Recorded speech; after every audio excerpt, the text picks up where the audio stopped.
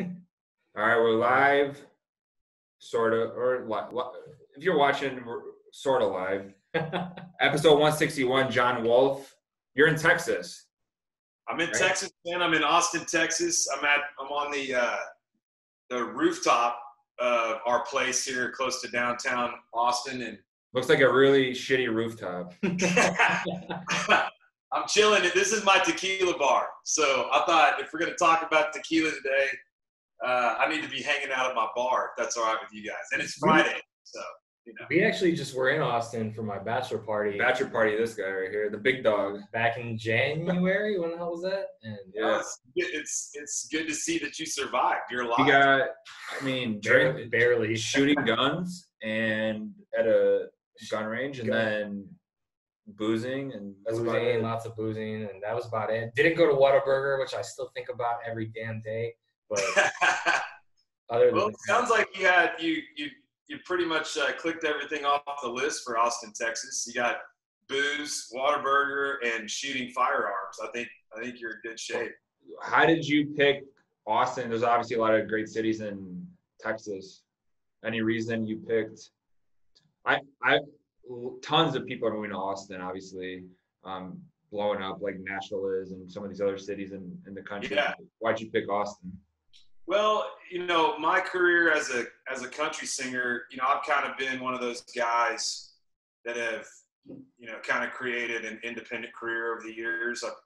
I've had a little bit of time off and on in Nashville, but initially I was based out of Houston, and a lot of the touring and most of your access to musicians and building bands and booking agencies will be in Austin. So initially, just really it was a career drive, to come over and I fell in love with the city. I love the food, and I guess great food. Yeah. People kind of say, Austin and Nashville are kind of sister cities. So, folks out there that are watching or listening, if you like Nashville, you'll probably like Austin, Texas. I agree with that. I would say overall, I would say Austin's a little less annoying than Nashville. There's less of this. I don't know, man. There's less of this there's less of this like looking over the shoulder and like everybody trying to be like, oh, I'm on Instagram and the scene and like Austin is way more like, I don't know, chill about stuff. But I would agree with that. Yeah. Absolutely. Before you were in Austin and Houston, you spent some time in Chicago right here, right? Doing a little trading, commodities. Yeah. Jon Wolfe of Wall Street. The Jon Wolfe of Wall Street. Jon Wolfe of Wall Street.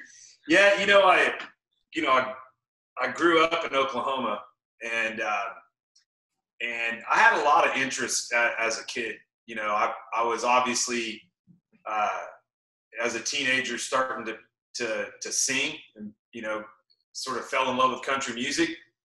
But I also wanted to be a businessman, and there's a lot of different. And I still love the outdoors today. So I went to college in Colorado,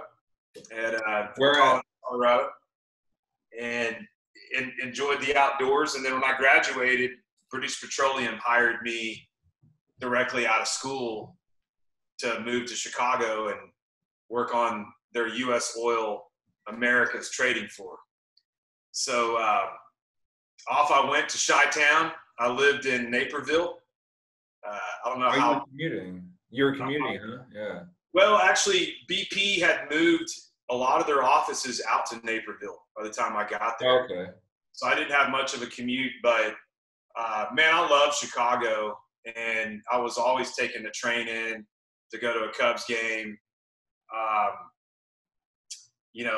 And this has been a little while ago. I guess this has been. Where'd you like to go get drunk at? Like, where were your neighborhoods? Where was your bar area? Or Yeah, so this has been over 15 years ago, so this dates me a little bit.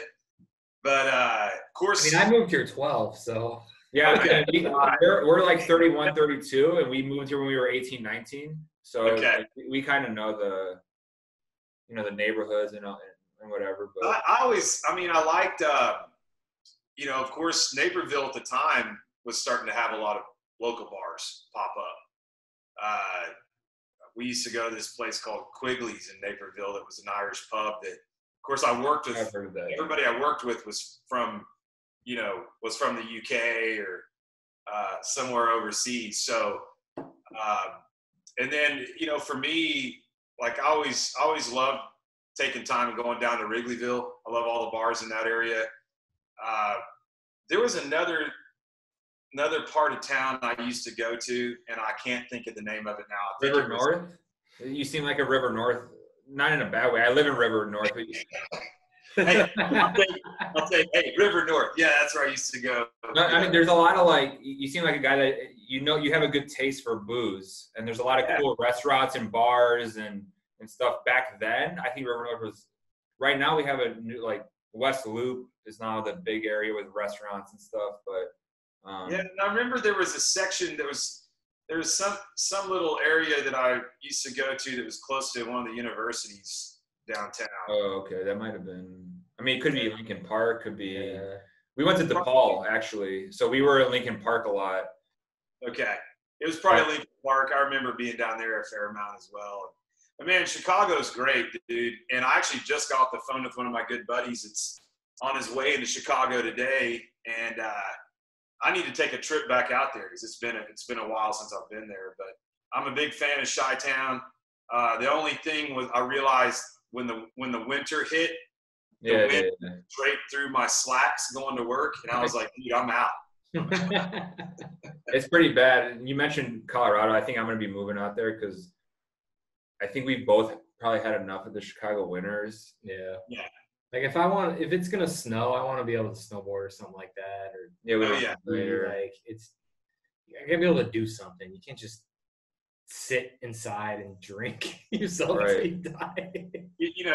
That's really the truth, man. It's crazy how different the winter is in Chicago versus Colorado. So.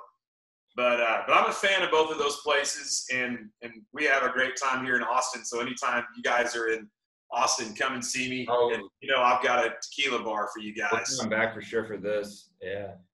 And give us, I don't know if it's possible to compress just how much work goes into making a booze like you did. Like, are you in Mexico? Are you in the fields? Are you doing it? Like, how does it start? Like, where do you even begin? First of all, right now, hold on. What are you? I don't even know what we're each drinking right here, but Reposado over here for Wes. I'm trying the Blanco for the first time. Delicious. We're drinking it straight. Should we put an ice cube? Should we put a little water? A little lime? We went to a foo-foo bullshit grocery store down the street. We got like a $14 margarita mix. None of that. None of that. So I'll try to give you guys the compressed version. As you guys have known, this is actually my 10th year as a touring artist, putting out music and touring full time for 10 years straight, not taking it really any time off. My nickname, going back in the early part of my career in South Texas, was Juan Lobo. So Jon Wolfe in Spanish. Quite literally. Juan Lobo was always just kind of a fun thing. My manager and I would be like, hey, it could be, Juan Lobo could be something cool someday, whatever that is. It could be a brand of some kind.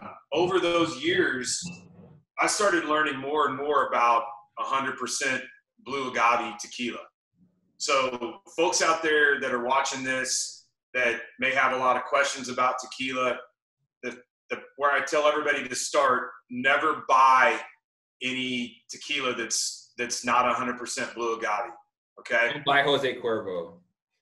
Yeah, there's some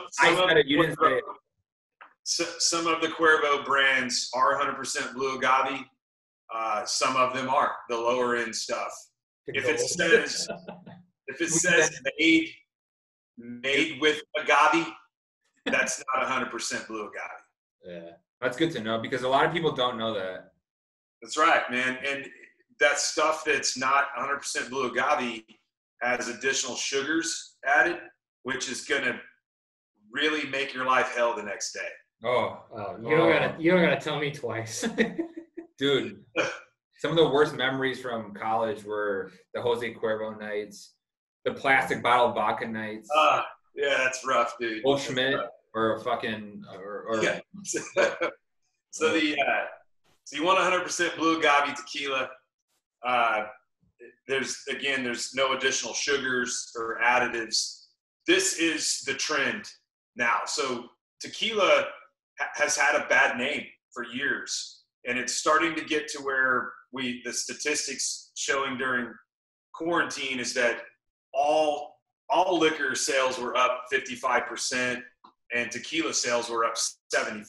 So people are starting to understand good tequila and understand how to drink it. My process over the course of 2.5 years of building this brand literally would be like anybody that wants to start a business. I started literally researching it, learning about it. I hired somebody that's from Mexico that decided that would help me start taking trips down to Guadalajara, visiting distilleries, meeting producers, everything from the bottle shape, the profile, taste, the label, everything. I manhandled this entire brand while trying to tour. So it was a lot of late nights, and it took me 2 years to build this brand before I could take it to market.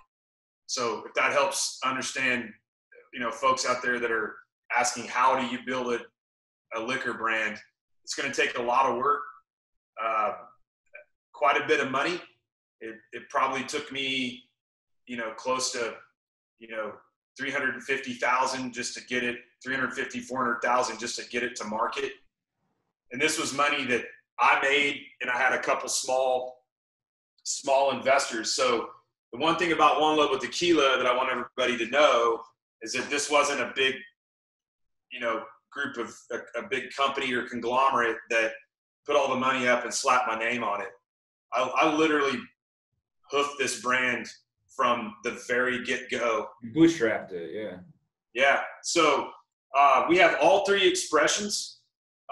Just to talk a little bit about tequila, and we're gonna drink. I'm gonna drink a little bit with you guys. Yeah. But the Blanco, the process is 7 years in the field. The agaves mature for 7 years in the field first. Okay, so you got to take care of those agave plants for 7 years before we harvest them. They're harvested.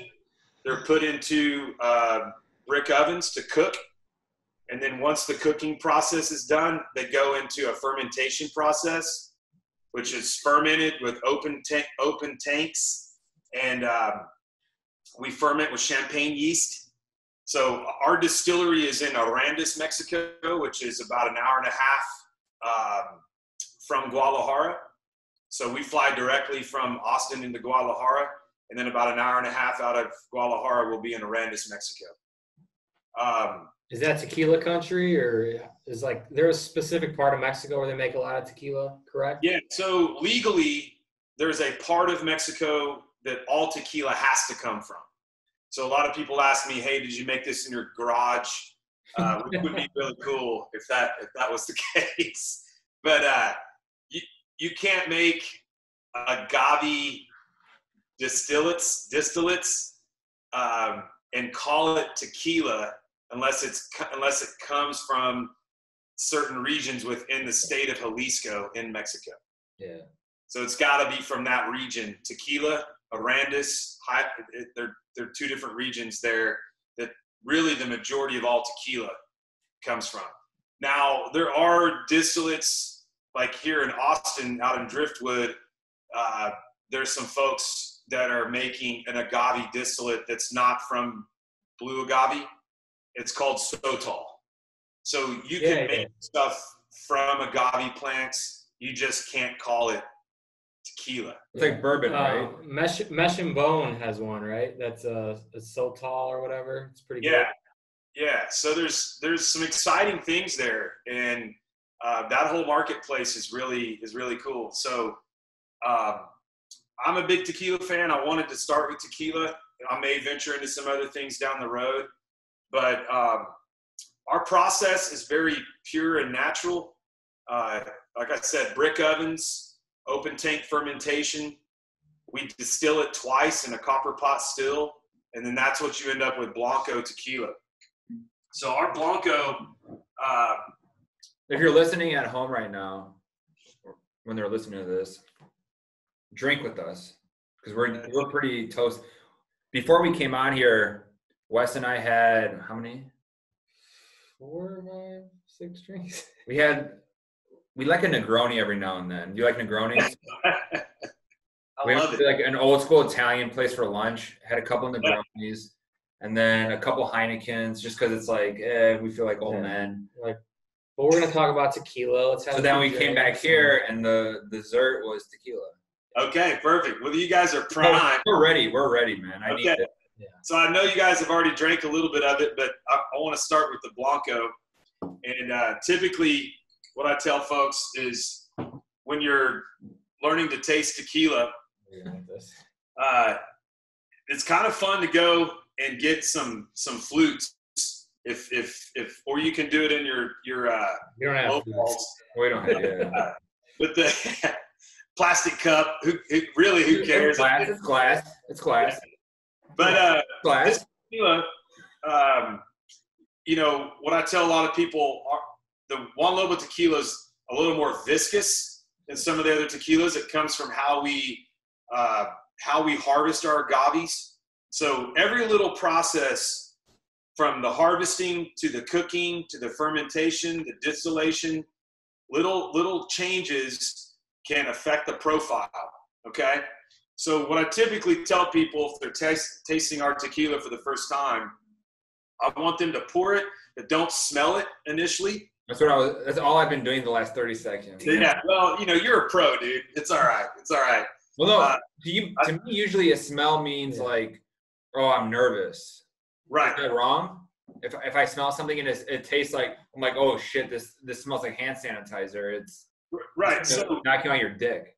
That's the concern. So what I tell people first of all, our tequila, it smells amazing. Yes, but sometimes we'll have a preconceived notion about what they're about to drink. And so I tell when they're going through a proper tasting of tequila, ours especially, I'll say don't smell it. And what I'll suggest is to hold your breath and take in a fair amount, wash it around your mouth, swallow it, and then breathe out. That kind of tells you. My wife does a shot. So naturally.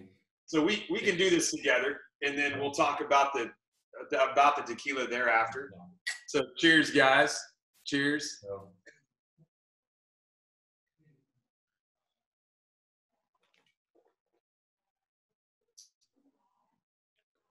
Then I breathe out after I wash the tequila around my mouth. The swishing is going to take some getting used to. I'm not used to the swishing. What you notice here with the Blanco is very different when you swish it. Yeah, that was very interesting. I've never had tequila like that before. Yeah, so what you're noticing is, first of all, the tequila's smooth. There's still a burn in your chest, which is good. Yeah. Because you want to make sure you're still drinking tequila. Yeah. But the taste of the tequila is a little sweeter. It's a little more fruit forward. Yes. And that's indicative of the Highlands region where this comes from, okay? So Juan Lobo tequila has citrus. I don't know what else you guys are tasting in it, but it's floral, it's citrus, it's buttery. I'm a big food nerd. I was about to tell you this floral, crazy floral. Yeah. Before I could say it. So now it sounds like I'm just saying, hey, you said floral. I was thinking of that. Swear to God, I was thinking of that. And it's very floral, like through the nose, almost like you're drinking like a, I don't even know, like a light, like in a good way, like a white wine that's extra chilled and it has that that has the buttery taste too. And so what I suggest, I'm excited about it. With Blanco tequila, a little peppery too. Yeah, there's a little pepper, absolutely, 100%. The label on these it's actually wine paper, so it's got a membrane in it. So you can take your Blanco and ice it down. You can put it in a cooler. The label won't fall apart. So Blanco, cool. You can chill it if you want. You can put it with Topo Chico and make ranch water. Wait. What's that? Elaborate, please. Big fan. We love Topo Chico. Big fans of Topo Chico. Okay. I made a sangria with Topo Chico recently, but what's ranch water? So ranch water is kind of something that I think the term more originated down here in Texas. And it really comes from Topo Chico and tequila, okay? Now, there are starting to become some actual seltzers and stuff down in the package called ranch water. But you take Topo Chico, you take your Blanco, you squeeze a lime in there, and maybe just a little squirt of agave nectar. Ooh. And you've got ranch water, you know. That sounds like how I like my margaritas, though. Yeah. Pretty much. Margaritas are always too much, right? They're just too much. I agree. Too much, exactly. Too much bullshit. Too much. Yeah, the sugar. That's what you want to avoid is the sugar.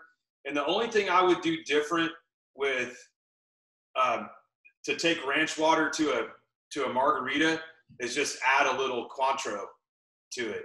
Okay. And then that's the only difference for our margarita because we like just using Topo.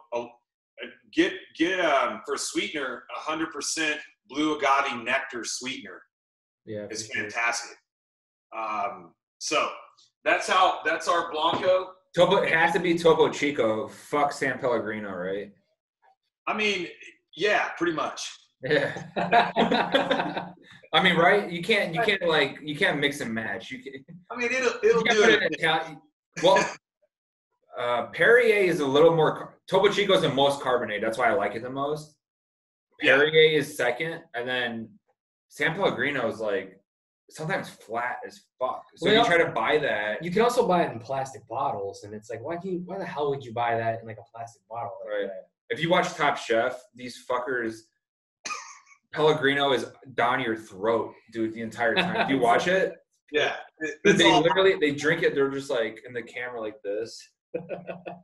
That's all hype. So, Topo Chico fans. One thing you guys got to know about 100% blue agave tequila is that if you stick to this it's really clean drinking. Yeah. So the hangover.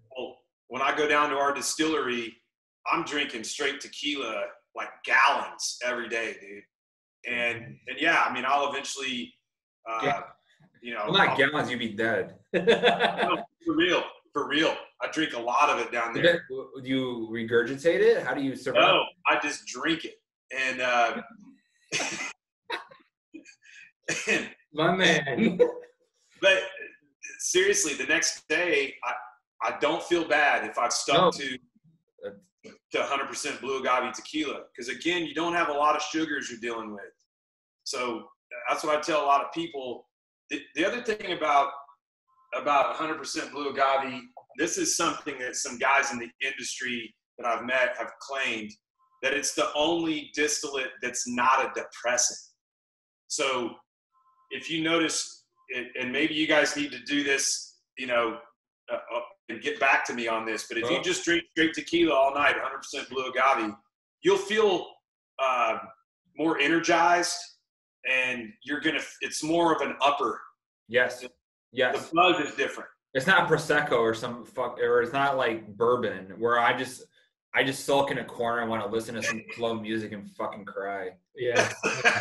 That's right. There's no crying in tequila. Well, but I will say, like, dated some women. I'm married, but like I've dated women where tequila was like the fucking like that was the one. That was the one that was like, watch out.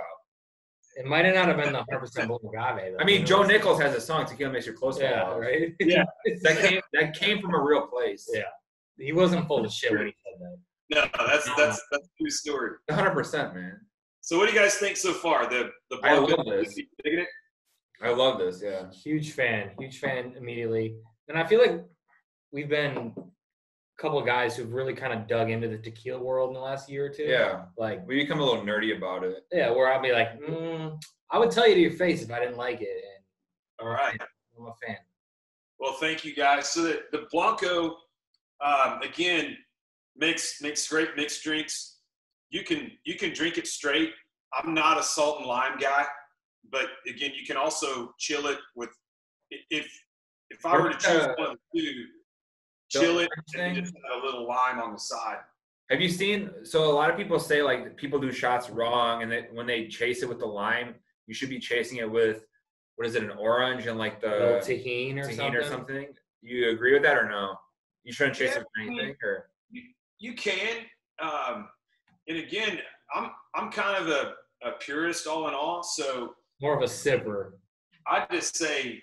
I hate doing shots. I don't like doing shots, so I'd rather just drink 3 shots in one. Yeah. Not slowly, quickly, than doing a shot where you don't enjoy it. Because nothing, I don't give a fuck what when we had finally for the first time Pappy, what is that, a $2,000 bottle? But we took it like in a big gulp. I'm like, this tastes like Jim Beam. Right. Yeah. But if you sip it, appreciate it. It's a complete, like how you're talking about. Like it's a different ball game that a lot of people aren't. People are just out there to get fucked up. White Claw, fuck, like a vodka, like what? Yeah, come on. To me, relax a little bit. Yeah, to me, that's what Juan Lobo Tequila is. It's number one, the way that we position this is like, hey, if you're getting into tequila and you don't want to break the bank, I mean, these aren't cheap. The Blanco's $40, the Repo's $45, and then Yeho's $50. But I can tell you right now, like, it's so easy to go spend $80 on a bottle of tequila nowadays, and I'll bet you it's not going to be better than our tequila. So my goal was to, like, you got to get those reviewers, man. Like, yeah, my goal was basically to give everybody something that's top-notch tequila. For folks that are getting into tequila and not completely, break the bank. Yeah. So the next expression is a reposado, and what we do is we take that Blanco that we went through that whole process, and we'll take the Blanco and I'll put it into a single-use American oak bourbon barrel. Okay. So we don't advertise this, but it's single-use Jack Daniel's barrel. We'll take the Blanco, we'll put it in the barrel, we'll age it for 7 months. So just so you guys know how to designate these expressions, Blanco tequila is straight off the still, okay? That's what you call Blanco. It's not aged. Reposado has to be aged between 3 months and 11 months to be called Reposado. That's a legal term from the CRT in Mexico, okay? They determine what Reposado is. So you age your Blanco 3 months to 11 months, somewhere in there, and you call it Reposado. So Reposado basically means rested. What you're getting with Reposado is you still maintain some of the cooked agave taste, but you're starting to capture some taste from the barrel, okay? Usually makes it a little more spicy. Ours starts to have a vanilla to it. That woody flavor a little bit. But if you're looking to get fucked up, probably don't want to end with the darkest color. You probably want to start right? So the reality is that these are all 40 ABV. So they're 40% alcohol by volume, 80 proof. So there's not one that's stronger than the other, but there's a different feel to it. I would say if you're looking to, to get wild and drink a lot, I would stick with the Blanco. Yeah. This you could drink all day. That's right. Day. But if you want to put on some George Strait and some Jon Wolfe, you go with the Reposado or the Anejo. Yes. That's right. Hell yeah. So the Repo is my wife's favorite. A lot of women. Hey, how your wife? We see her name, Amber. Hello, Amber. Amber, where you at, Amber? She told me, she's like, I'm not going on the video today. I'm not ready. I haven't gotten ready yet. So, that's right. You guys know how that is. Yeah, it's true. But the Reposado, you can drink it, you can sip it straight. It also makes for like a more unique margarita. If you want to do topo, repo, lime, Cointreau, agave juice, agave nectar. So I do this jalapeno in there if you want, you know. Oh yeah, what do you think about that? What do you think about these guys that put jalapenos in the margarita? I like a spicy little alcohol kick sometimes. You like it or no? Yeah, no, I mean Amber actually loves jalapeno, you know. Yeah, I mean, you know, I personally don't mix a lot of my tequila with different things, but I mean, you know, we have a ton of recipes on JuanLoboTequila.com, as a matter of fact. And the cool thing that we did with some of the recipes on the website is that we built a playlist for each recipe. So maybe we should, you know, work together on a playlist. Oh, that'd be great, man. Yeah. How about that? Like maybe some type of. Our fans love Texas country. They love tequila. They love tequila. Like, we're a match made in heaven, brother. As simple as that. Done. So yeah, the Reposado, 7 months aged in a single-use Jack Daniel's barrel. I do the same thing with this. I kind of hold my breath, take it in. Cheers, guys.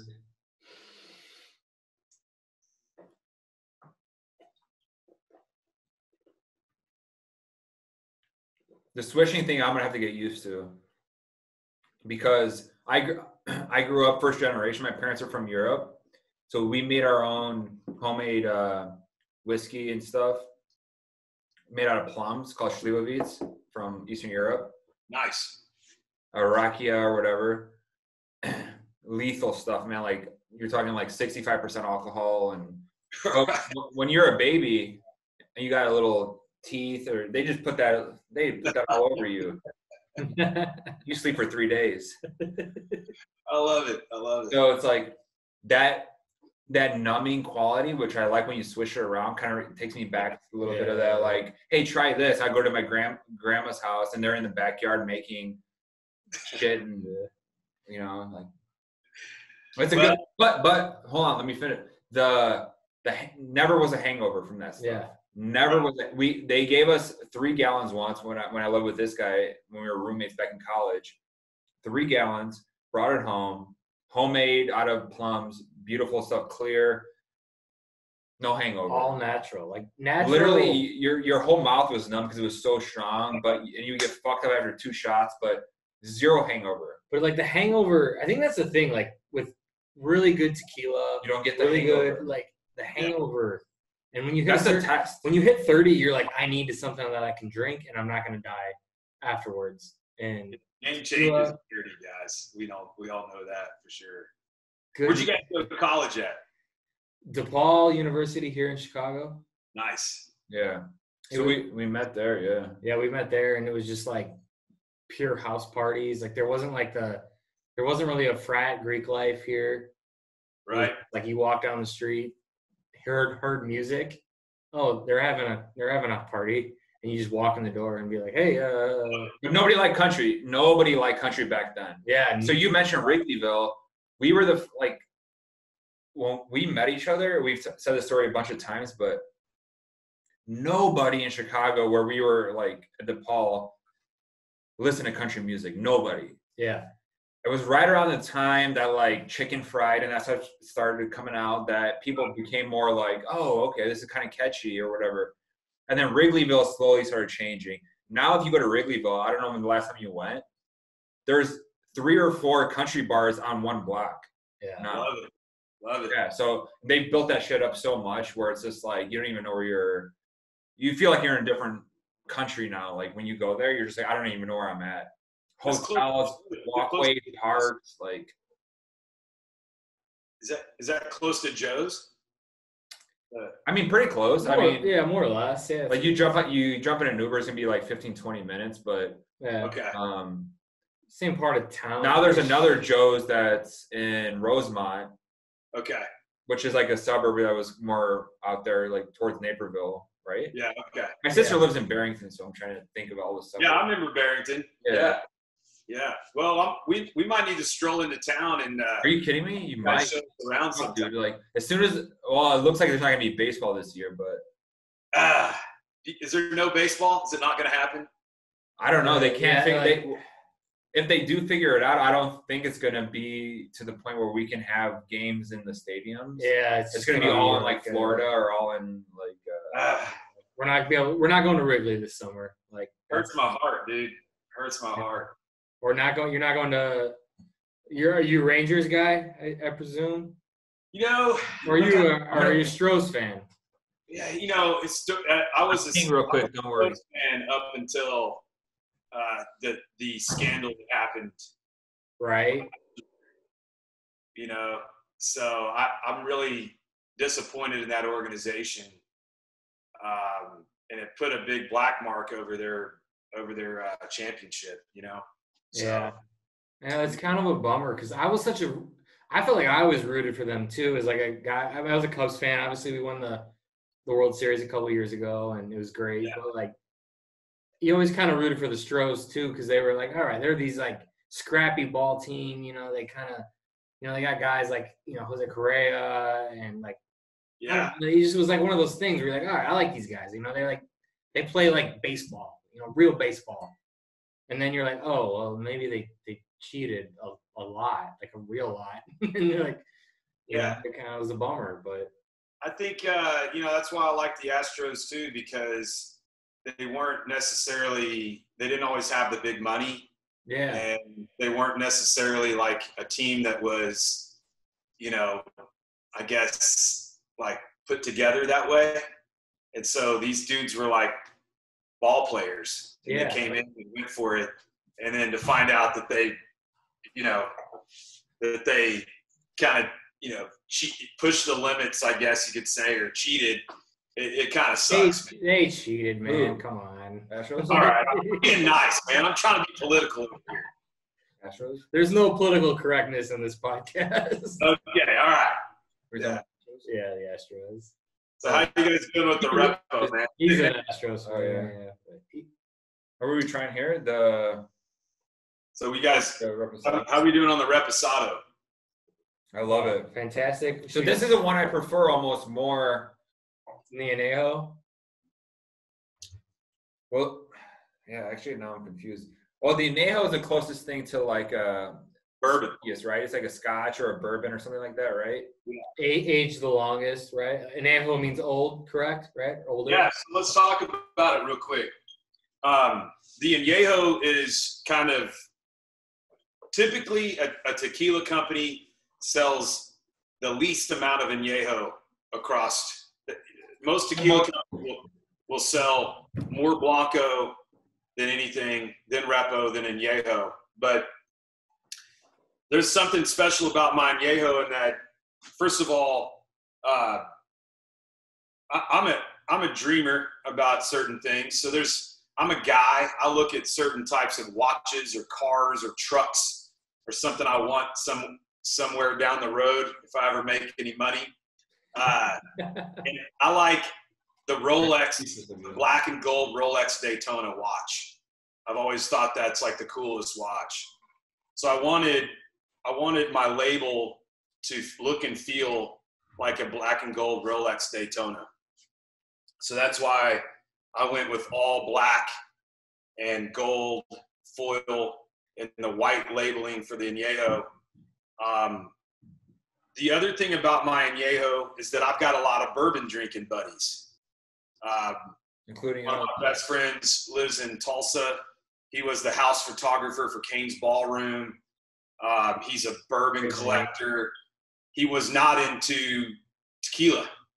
And I wanted my Añejo, I wanted to say, hey, man, let me show you an Añejo tequila that you'll love if you love bourbon. So that's what we did with this Añejo. It's aged 22 months in American oak bourbon barrel. All right? Yeah. So the only tequila of these three that I suggest never mixing is Añejo. Yeah, right. We do have a really cool old-fashioned recipe using this añejo on our website, though. So I have made an old-fashioned with this, and it's pretty good. Like smoky old-fashioned would be good, like something like that. Yeah. So let's pour up some añejo. This is particularly my favorite. Before I go on every night, my stage manager and he comes on the bus. We pour up 2 shots of añejo, and that's how I kick off every one of my shows with some añejo, man. It's my favorite. Who's tequila? You may not want to answer this. If you don't want to answer it, you don't have to. But before you made your own tequila, whose tequila were you drinking? I assume you don't want to answer that question. But. No. So, I mean, the truth of the matter is, before we came on, I did remove some other tequilas here in the bar. So I don't want to advertise for everybody, but I'll say this, man. Ever since I've been in the industry of tequila, it really has been one of the most welcoming experiences I've ever had. Country music is very much an inclusive environment as well, but I would say tequila is even more so. It's so hard to make great tequila, and it's so hard to build a brand. I mean, I know the founder of Fortaleza. I've met a lot of people within Jose Cuervo, 1800. You met the Rock? So, do you know the Rock? Have you tried the Rock's tequila? Be honest. We don't have to be honest. We don't want to get sued here. I got some right here, man. Oh, yeah. So I follow the Rock. Yeah. I mean, you gotta love the Rock as a guy, though. You gotta love the guy. Yeah, and so, when he makes a tequila, you gotta try it. Yeah, dude, and that's what I tell everybody. I'm like, number one, of course, I own Juan Lobo. I'm a big proponent of our process, but I've got a lot of tequilas in here, and I tell everybody, you should enjoy tequila. Yeah. You should try one versus the other. The only thing that I tell people to do is make sure it's 100% blue agave. That's really it. You know, I have some Don Julio right here. I have a question for you. When I see you go there often too, like one of my favorite vacations ever was, I've been a lot of places that I've loved, but my wife and I last year, or maybe 2 years ago, we went to Cabo, and you go to Cabo often, right? Yeah. So our driver to our place we were staying at was talking about tequila, and he was just like, hey guys, I just want to warn you, like a lot of this stuff is fake, because that's what he meant, like some of the Jose Cuervo stuff and all that stuff. But like, I think the misconception with tequila is always like bad hangover. You just get wrecked. Like party drink. Yeah, party like drink, like this idea of like sipping tequila became a cool thing with like George Strait recently, or George Clooney with Casamigos, right? Yeah. Like I feel like they've done especially George Clooney, like a huge service to the tequila drinking industry. Where like, you can drink tequila neat, and you can be like a gentleman. You know, right? Don't you feel like that was like a misconception, that it was like a fucked up spring break shot? Change the game. Yeah, I think I tell a lot of folks that if I were to look at some brands that have come out before us that have done well, that I would kind of look to say, hey, that's kind of our early target or big brother target. Footsteps you'd want to follow in. Yeah, it would be like your Copagos or your Casamigos. If I were to look at a brand that's been around forever that I look at as sort of my ultimate goal, it would be Don Julio. Yeah. So I like the class aspect of it, and you're correct. Don Julio to drink the more these craft brands come out and tell you, hey, you can kick back and sip some tequila. You know, you can enjoy it over ice. You can enjoy it this way. That really, the industry of tequila has been trying to educate people on this for decades. Yes. And it's taken guys like George Clooney, George Strait. The biggest celebrities in the fucking America. The best Georges we all know. That's right. And my dad, I can't. My dad's like, I can't drink. My dad's like, oh, tequila. My dad, he's giving me that 140 proof homemade hooch, being like, this is something. But then tequila, he's like, I can't like that. I'm like, no, like you can't drink this. You can't enjoy it. Like the misconception was always that tequila was like shot to get fucked up only. Yeah, that's it. Fight your. When we were in college, like 10 years ago in college, Jesus Christ. Yeah, we're old. But Patron was the fucking go-to, right? So it was like Patron. And then rappers were singing about it, and it was like country music artists were singing about it. And now all of a sudden, Patron isn't cool anymore. Because Patron doesn't have that like marketing that like when we walked on the street right here by our office, there's a George Clooney truck that drives by a Casamigos, him on a motorcycle. You go, fuck yeah, I wanna drink that. I don't want to drink fucking Patron anymore. Patron is for fucking club douchebags. That's right. No, it totally changed the positioning in the marketplace, and that's what you're seeing with these craft brands. Again, like Juan Lobo, and it's the same thing. If you go look at our marketing, it's me and the Wolf, or if you've watched our short film, you know how we're creating a story around it. You look like a stud, by the way, in those films. Like, just dude, you're like straight. Were you scared with that wolf next to you? I have a dog that looks like a wolf. It's real wolf. It's the real wolf. I have a dog that looks like a wolf, so it's the real deal, and it's staring at you. It's trained and it's super cool. So we were good. But there was a point where were you ever like, he might eat me, or are you just kind of? Yeah, there was a couple moments here and there. It's huge, by the way. Right, like they're beef. Yeah. So it was.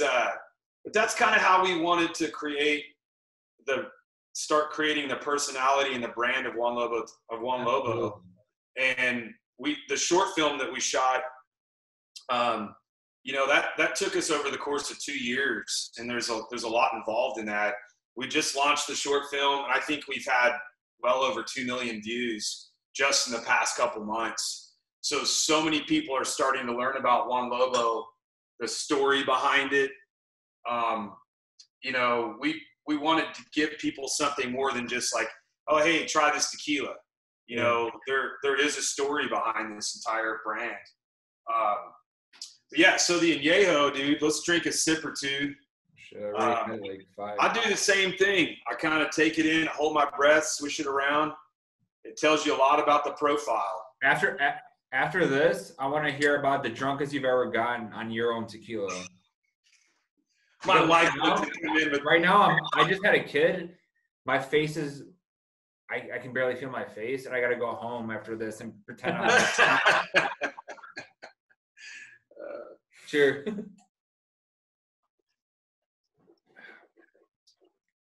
So what you're getting with this, you start to taste a lot of the barrel. My favorite, honestly. Yeah. Tasting the barrel. You're tasting bourbon. Smoky. Smoked, peppery, really peppery, and a lot of barrel.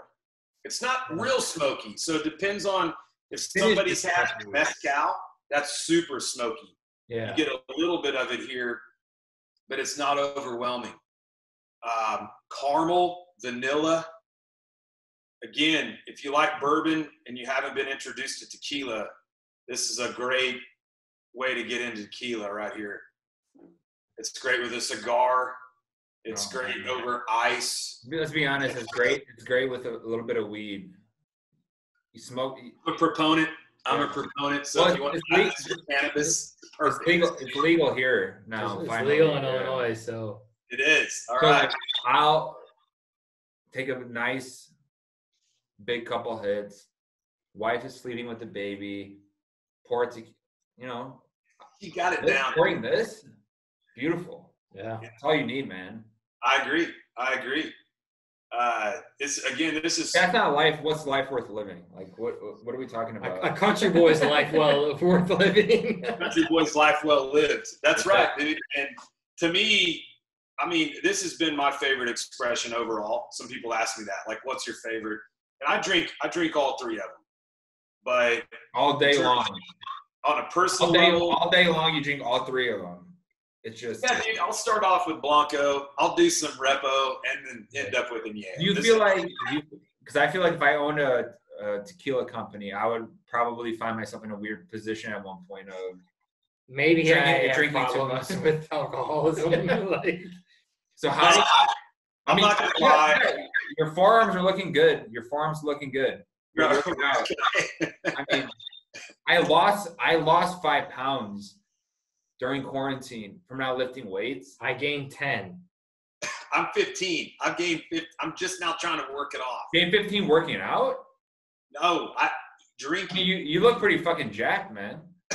Well, I'm getting back in the past few weeks, but my mom. I visited my mom for the first time, and not first time ever, but like first time during quarantine. And she's like, "You're so skinny. You're so skinny." I'm like, "Fuck! Amazon creatine powder." Yeah, like get the pre-workout going with a little bit of that. I go, Jesus Christ! I need to gain like 6. Yeah. I'm a 190 guy, and then I dropped down to like 183, 184. I'm like, oh, wow. Yeah. See, I like to be at 170, but like a cut 170, and right now I'm at like a doughy 170. You know what I mean? Like, malleable 170. You could just fucking form it. Yeah. I was a 185 kind of guy, and I kid you not. You look like you're a fucking running back. Dude, no. I mean, I'm up to 198 right now, and I need to be at like 185. So the quarantine.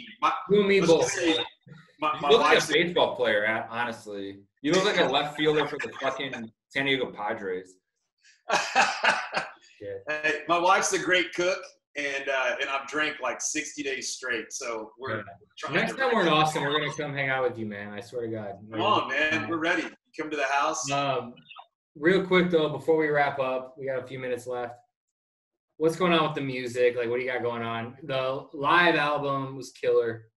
Awesome. We love it, dude. Thank you. So right now I'm pushing Feels Like Country Music. Great. Track the EP. We're pushing that to the CDX chart as well as the Texas Music Chart. We're trying to tour as much as we can. We do, folks that want to take a trip. There are venues in Texas right now that are allowing us to do, 500 tickets. So we're kind of out on the road a little bit. We've had people fly in from all over the place that just want to see a show, and then we're going to start September 1st. I'm going to start recording a new project, and I've got some exciting things around that. I've got a pueblo out in far west Texas that I'm flying in my producer and a songwriter, and you fly us in. I'm gonna fly you guys in. I'm serious, man. We're gonna cut the majority of the record in 15 days in this little casita on the edge of Big Bend. So nobody knows about that. You guys are the first ones I've told anybody about it. I might get in trouble for even talking about it, but it's going to be so we're going to finish a new full-length album by the end of the year. So we're excited about that. And then lots of tequila drinking, man. I mean, that's the game plan. And then next time you come here, we're going to film it here. We're going to get fucked up here. We're going to do a lot of music together. It's going to be a fun time. Just get you on the guitar. And John, honestly, like, great tequila. Yeah. Great. Thank you. Well, I'm glad you guys enjoyed it, and thanks for helping us spread the word. And I mean, we wouldn't spread the word if we weren't drinking it. Literally, when we close this off, we're gonna probably have a few more of these. Yeah, my wife's gonna be mad at me by the time I get. I know, home. Me too. Like, I'm already worried. I feel like the buzzer on my phone going off, and I'm like, fuck. Shit. It's like, but we're gonna drink a little bit more. We're gonna have a good time. But then we have to figure out. It might not be this year, but you got to figure out a way to come back to Chicago. We're going to hang out, go to some bars, and have a good time. Yeah, do a little live performance in office. Yeah, in the office, we have a great setup where you can play guitar and stuff. Count me in, man. I thought I heard my wife. Amber, you up here? Come say hi real quick. Hey, guys. The the infamous Amber Wolfe is in the house. Hey. Hi, Amber. Hey, I don't know. We tried to follow you on Instagram. You might have declined it a while back. Did you accept it? Sounds accurate. Yeah. Is that accurate? Cold as ice. Cold-blooded. Thank y'all so much for including us on this. This has been really fun. We love it. We love the tequila. No, honestly, yeah. Literally, I can't feel my face right now. Big thank you. That's a good sign. We had 6 drinks at lunch, and then we came here and we had a bunch more. So it's. But at the end of the day, we're 2 things we love: country music and good tequila. And John's doing both of them really, really well.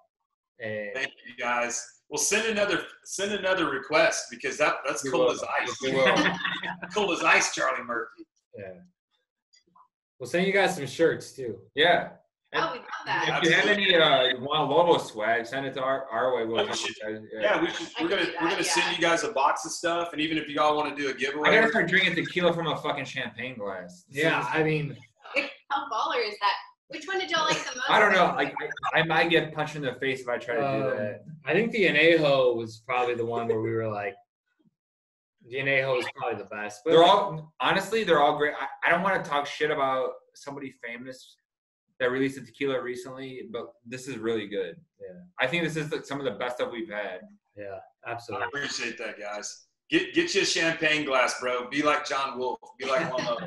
Jon Wolfe of Wall Street. Jon Wolfe of Wall Street. Does she know about Jon Wolfe of Wall Street? Juan Lobo. Thanks again, guys. I appreciate y'all. Yeah. Love you, brother. Have a good one, man. We'll see you soon. Thanks. Listen to Jon Wolfe, everybody. We'll see y'all. Cheers. Cheers.